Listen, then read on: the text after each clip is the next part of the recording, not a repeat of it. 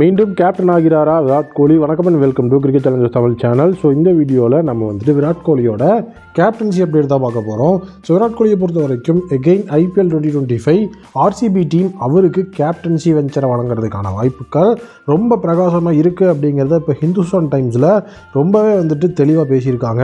காரணம் என்ன அப்படின்னா, IPL 2024 நம்மளுடைய ஃபாஃப் டு பிளஸஸ் ஃபஸ்ட் ஹாஃபில் சொதப்பியிருந்தாலும் செகண்ட் ஹாஃபில் நல்ல ஒரு கேப்டனாக முடிச்சிருக்காரு.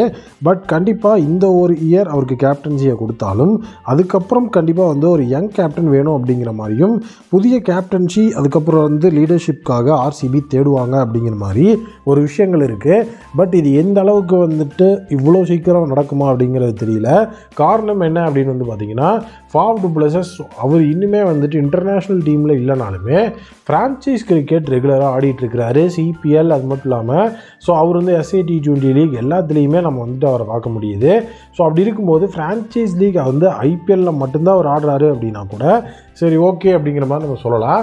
பட் IPL 2025 RCB மேனேஜ்மெண்ட் மாறுறதுக்கான சான்ஸ் இருக்குது. அப்படி மேனேஜ்மெண்ட்டில் ஒரு பெரிய ஷாட் மாறும்போது கண்டிப்பாக கேப்டன்சி சேஞ்ச் ஓவர் அப்படிங்கிறது வரும்.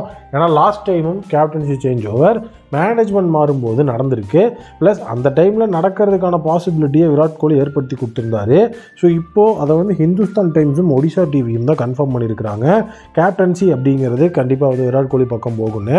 ஸோ விராட் கோலி 2021 அவருடைய பேட்டிங்கில் கான்சன்ட்ரேட் பண்ணணும் அப்படிங்கிறதுக்காக தான் கேப்டன்சியை குவிட் பண்ணாரே தவிர, ஸோ அவர் அவருடைய கேப்டன்சி ஃபார்ம்னால் கேப்டன்சியை குவிட் பண்ணல.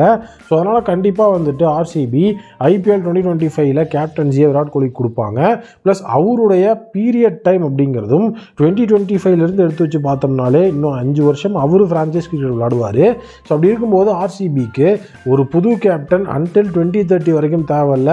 நம்மளுடைய கிங் கோலி கேப்டன்சி பண்ணால், அது மட்டும் இல்லாமல் ஃபாஃப் டு பிளஸஸ்க்கு இன்ஜுரி ஆகுது, ஒரு பீரியடிக்கல் டைமில் RCBக்கு கேப்டன்சி சப்போர்ட் தேவைப்படுது அப்படின்னாலே அந்த இடத்துல யாரையும் நம்பி போகாமல் விராட் கோலிட்டு தான் கேப்டன்சி ஹேண்ட் ஓவர் கொடுக்கப்படுது. ஸோ அப்படி இருக்கும்போது ஒரு ஃபுல் டைம் கேப்டனாக விராட் கோலியை RCB மேனேஜ்மெண்ட் புதுசாக வரப்போகிறவங்க அப்ரோச் பண்ணும்போதும் கண்டிப்பாக நம்மளுடைய RCB அதை எடுத்து பண்ணும்போது விராட் கோலி மறுப்பு தெரிவிக்க மாட்டார் அப்படிங்கிறது இந்த இடத்துல ரொம்ப தெளிவாக அவங்க போட்டிருக்காங்க. ஸோ அப்படி இருக்கும்போது கிங் கோலிக்கு அந்த கேப்டன்சி பட்டம் அப்படிங்கிறது கொடுத்தா கோலி அக்செப்ட் பண்ணுவாரா அப்படின்னா, இப்போ இருக்கிற பீரியட் ஆஃப் டைமில் கண்டிப்பாக அவர் அக்செப்ட் பண்ணுறதுக்கான சான்சஸ் இருக்குது. ஏன்னா இப்போ அவர் நல்ல ஒரு ரா பேட்ச்லேருந்து வெளியே நல்ல ஒரு ஃபார்முக்கு வந்துட்டார்.